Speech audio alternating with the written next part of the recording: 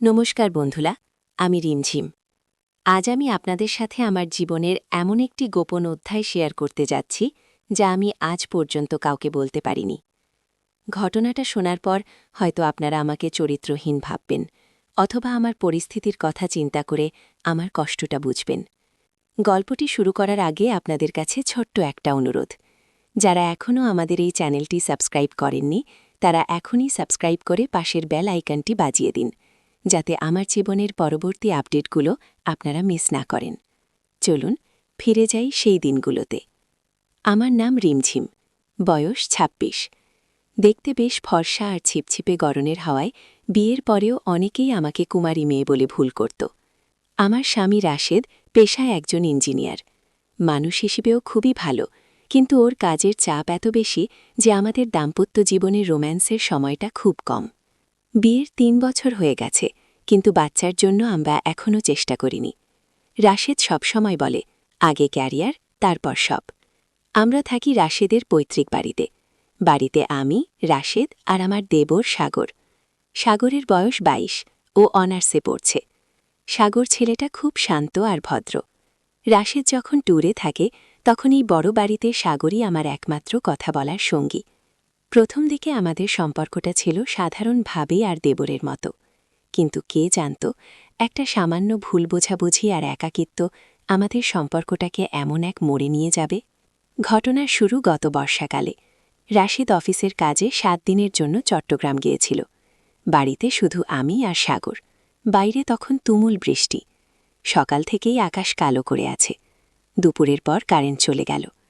আমি ড্রয়িং রুমে বসে জানলা দিয়ে বৃষ্টি দেখছিলাম। সাগর কলেজ থেকে ভিজে একাকার হয়ে ফিরল।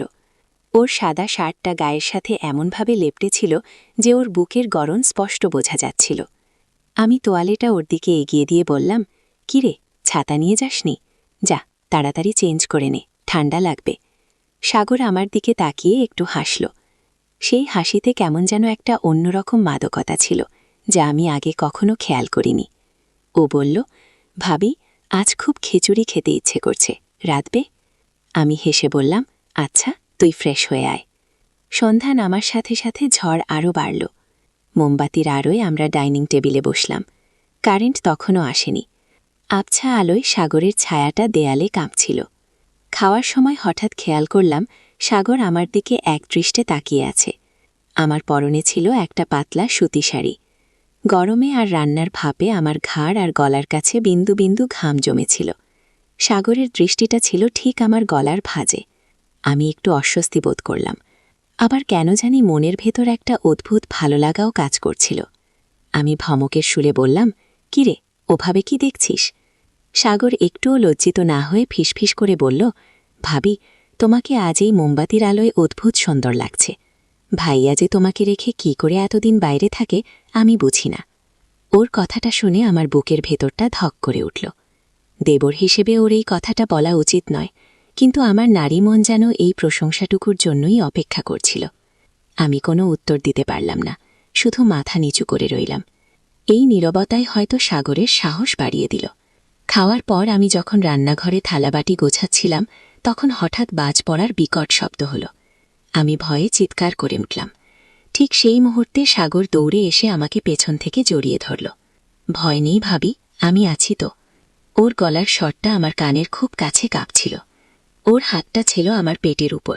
ভয়ের চোটে আমি ওকে ছাড়াতে ভুলে গেলাম, নাকি ইচ্ছে করেই ছাড়লাম না সেটা আজও আমি জানি না। ওর বুকের থুকপুকানি আমার পিঠে অনুভব করছিলাম। ওর তপ্ত নিঃশ্বাস আমার ঘাড়ে পড়তেই আমার শরীরটা কেমন যেন অবশ হয়ে আসতে লাগল। মনে হলো শরীরের সব শক্তি হারিয়ে আমি ওর ওপর এলিয়ে পড়ছি। আমি কাঁপা কাঁপা গলায় বললাম, সাগর, ছাড়, কেউ দেখে ফেলবে। কিন্তু ঘরে তো আমরা দুজন ছাড়া আর কেউ ছিল না। সাগর আমাকে না ছেড়ে আমাকে নিজের দিকে ঘুরিয়ে নিল।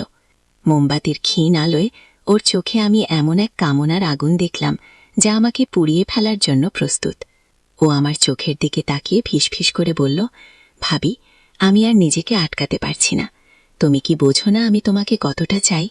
এই বলে ও আমার কোমরে হাত রেখে আমাকে ওর শরীরের সাথে নিবিড়ভাবে চেপে ধরল। ওর হাতের স্পর্শে আমার শরীরে বিদ্যুৎ খেলে গেল। রাশেদ আমাকে আদর করে, কিন্তু সাগরের এই আগ্রাসী স্পর্শে এমন এক বন্যতা ছিল যা আমি আগে কখনো অনুভব করিনি। আমি নিজের উপর নিয়ন্ত্রণ হারিয়ে ফেললাম। আমার হাত দুটো অজান্তেই ওর চুলে বেলি কাটতে শুরু করল। ও আমার কপালে গালে চুমু খেতে খেতে নিচে নামতে লাগল। আমি চোখ বন্ধ করে ফেললাম। আমার মনে হচ্ছিল আমি কোনো গভীর অতলে তলিয়ে যাচ্ছি। পাপ বোধ আর উত্তেজনার এক অদ্ভুত দ্বন্দ্বে আমি তখন দিশেহারা। ও যখন আমার ঠোঁটে ঠোঁট রাখল তখন আমি আর বাধা দিতে পারলাম না। আমার ভেতরকার দীর্ঘদিনের জমে থাকা একাকিত্ব আর তৃষ্ণা যেন বাঁধ ভেঙে বেরিয়ে এলো। আমরা দুজন মিলেমিশে একাকার হয়ে গেলাম সেই বর্ষণ মুখর রাতে। আমাদের কোনো সামাজিক পরিচয় ছিল না তখন। ছিল শুধু দুটো তৃষ্ণার্ত শরীর আর ভুল সময়ের ভুল আবেগ। পরদিন সকালে যখন ঘুম ভাঙল তখন আকাশ পরিষ্কার, কিন্তু আমার মনের আকাশ তখন মেঘলা। আমি জানি আমি যা করেছি তা অন্যায়, কিন্তু সেই রাতের সেই মুহূর্তগুলো আমি কিছুতেই মন থেকে মুছতে পারছি না। এখন সাগর আমার সামনে এলে আমি চোখ তুলে তাকাতে পারি না, কিন্তু ও যখন আর চোখে আমার দিকে তাকায় আর ঠোঁটের কোণে সেই দুষ্টু হাসিটা ঝোলায়, তখন আমার শরীরটা আবার অবশ হয়ে আসে। আমি জানি না এই সম্পর্কের শেষ কোথায়, কিন্তু আমি এখন এক নিষিদ্ধ খেলার পুতুল হয়ে গেছি।